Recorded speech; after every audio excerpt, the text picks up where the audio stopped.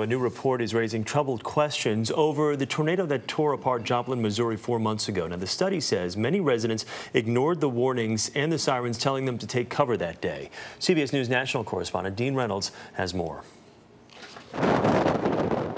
As the monster storm that killed 162 people bore down on Joplin, Missouri last May, the warnings went out. There it is. The sirens sounded, but many people took no action. That is destroyed. It was tornado season after all, and residents were apparently desensitized to warnings.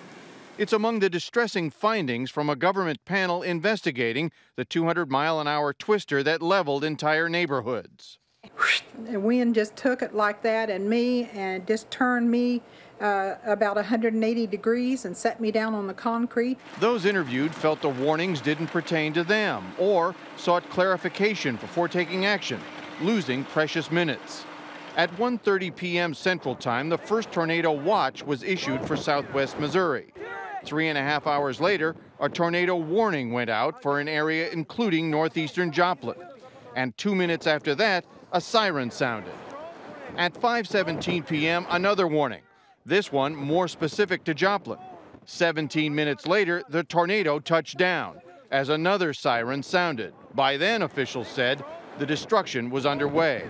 Officials said it was unclear whether a slow response cost lives, but they are investigating the wording of their warnings and the tones of their sirens, changes that might help the public differentiate between merely a powerful storm and a man-killing tornado, and answer the question, does this really affect me? Dean Reynolds, CBS News, Chicago.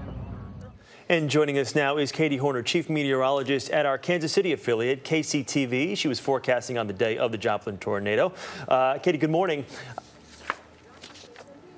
Good morning, Chris. My question to you is, the number of the people that I spoke with in Joplin after the tornado said, well, you know, we heard the sirens, but we really didn't take them seriously. And there was other people, like we mentioned in the piece, that didn't hear the sirens. So what can you do? What can be done for a community like Joplin to make sure they take these warnings seriously when they do hear these sirens, even though they hear them with such regularity out there?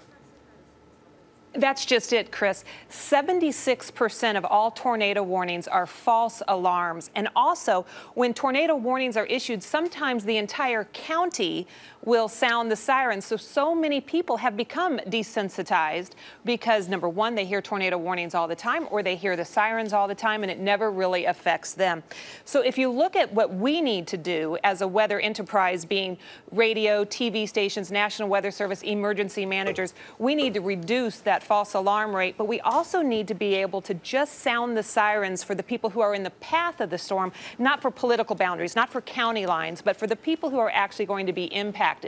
We need to change the wording, as you heard, of our warnings. Instead of just saying there's a tornado coming, we need to be very specific. This is a tornado that has destroyed homes. Get in your basement immediately. We found that it takes sometimes up to 9 proof of danger before people will take action, so we need to reduce that.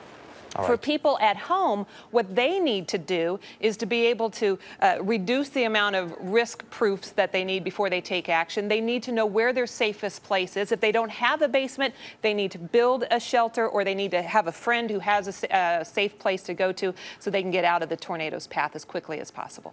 Katie Horner of our affiliate KCTV in Kansas City for us this morning. Katie, thank you very much.